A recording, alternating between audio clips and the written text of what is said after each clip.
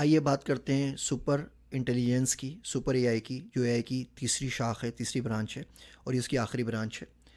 अ, ये strong AI का अगला लॉजिकल स्टेप होगा। देखिए जो इंसान है ना, इंसान तो बायोलॉजिकली रिस्ट्रिक्टेड है कि कितना आगे बढ़ सकता है। अब इंसान की वही दो आँखें, दो ही हाथ हैं, दो ही टाँगें हैं, उसकी अपनी लिमिटेशंस हैं। वो बचपन में पैदा होता है, जवान होता है, बूढ़ा होता है, मर जाता है। यही 60-70 साल की ज़िंदगी है। कंप्यूटर के साथ तो ऐसा कोई मामला नहीं है। कंप्यूटर में तो कोई पैदाइश के अमल नहीं होते, कंप्यूटर में तो कोई बच्चा नहीं होता, बड़ा नहीं होता, बूढ़ा नहीं होता। अगर आप लर्निंग के फेज़ को बोलते भी हैं कि जी कंप्यूटर जब प्रोग्राम बना, जब लर्न करना सीखा, तो उस वक्त वो नवमौलूद बच्चा है। तो नवमौलूद बच्चे से जवान और बूढ़े बनने तक उसको कितना टाइम चाहिए, क्योंकि वो तो कंप्यूटिंग प्रोसेसिंग होगी, बहुत ज़्यादा फास्ट होती है। वो 100-200 साल का सफ़र कुछ सेकंडों के अंदर कर सकता है। फिर उसको रोका किसने? अब कंप्यूटर मर तो नहीं जाएगा, उसकी कोई रूह तो निकल नहीं जाएगी। तो इंसान जो 60-70 साल में सीख के मर जाता है और कितना अपनी इन्फॉर्मेशन आगे फॉरवर्ड कर सकता है। कंप्यूटर तो जब तक बिजली है, जब तक उसका एल्गोरिथम चल रहा है, उसको चलते ही रहना है। 100 साल, 200 साल, 300 साल, और अपनी तमाम तर 100% इन्फॉर्मेशन किसी और को पास करना भी प्रॉब्लम नहीं है। आप अपनी औलाद को चाहें सिखाना, तो आप कितना सिखा पाएंगे जो ज़िंदगी में सीखा है आपने? 1 घंटा बोल लेंगे, 2 घंटा बोल लेंगे, 1 दिन, 2 दिन, 10 दिन, महीना, साल, बस इससे ज़्यादा तो आप कुछ नहीं बोल सकते ना, नहीं सिखा सकते। आपको सारी इन्फॉर्मेशन जो आपने सीखी होती है खुद भी याद नहीं होती, वो खुद आपकी बहुत सारी चीज़ें आपके लाशऊर के अंदर होती हैं, जो डिसीजन मेकिंग में आपकी हेल्प तो कर रही होती हैं, लेकिन आप उसको बता नहीं पाते।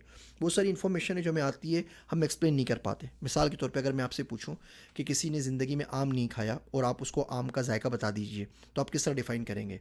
ये खट्टा होता है, कैसा, इमली जैसा? नहीं, मीठा होता है, शहद जैसा। अब आपको पता है आम का जायका, आप खाते भी हैं, आप 1000 फलों के अंदर आँख बंद करके आम खाएं, तो आम को बता सकते हैं कि जी मैंने आम खाया, उसको शनाख्त कर सकते हैं कि इसका टेस्ट क्या है, मालूम कर पाएंगे, पहचान कर पाएंगे।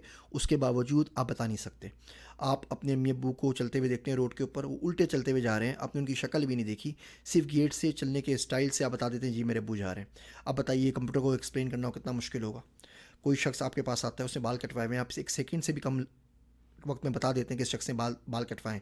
अब एक ऐसे आपने पहचाना, आप कंप्यूटर को बताएं, तो शायद आपकी इसमें ज़िंदगी गुजर जाए। तो कंप्यूटर जो है वो बायोलॉजिकली रिस्ट्रिक्टेड नहीं है। अगर हम कंप्यूटर साइंस और एआई का इवोल्यूशन का को देखें थोड़ा सा, तो अगर हम 60-70 साल पहले देखें तो एआई जो थी वो जरसूमों के बराबर थी। मतलब उसमें जरसूमों जितनी, अमेबा जितनी, या बेसिक जो ऑर्गेनिज्म होते हैं सिंगल सेल ऑर्गेनिज्म, इतनी अकल थी। फिर उसके बाद वो तो तरक्की की, उसमें चूहे जितनी अकल आ गई। यानी कि एआई देख सकती है, एआई एक पाथ से दूसरे पाथ पे जा सकती है, जगह से दूसरी जगह पे जा सकती है, अपने पाथ को ट्रेवर्स कर सकती है।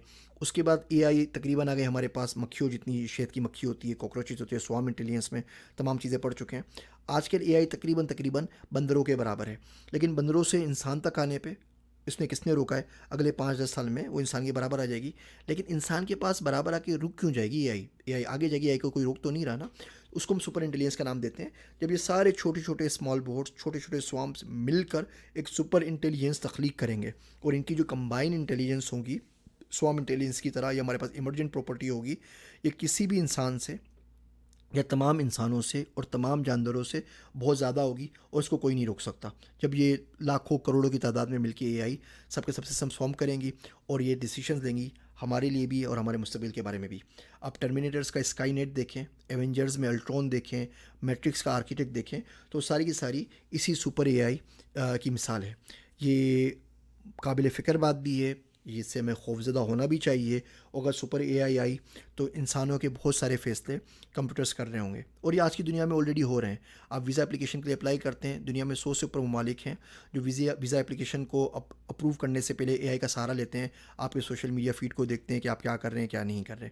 आप लिंक्डइन के ऊपर जॉब के लिए अप्लाई करते हैं, एक ऑटोमेटिक ट्रैकिंग सिस्टम होता है, जो एप्लीकेंट सिस्टम होता है, वो 10,000 में से 100 जो सीवीज़ शॉर्टलिस्ट करता है, वो एआई एल्गोरिथम कर रहा है। आप कहाँ पे एंट्री करते हैं, कहाँ का वीज़ा लेते हैं, कौन सी एजुकेशन लेते हैं, आपको लोन मिलता है या नहीं मिलता, आपको इंश्योरेंस पॉलिसी मिलती है नहीं मिलती, हेल्थ का मेडिकल क्लेम आपका अप्रूव होता है या नहीं होता है, ये सारी एआई को कंट्रोल कर रही है। आप वॉलमार्ट में शॉपिंग करने आते हैं, एआई को कंट्रोल कर रही होती है कि आपने कौन सी चीज़ लेनी, कौन सी नहीं लेनी।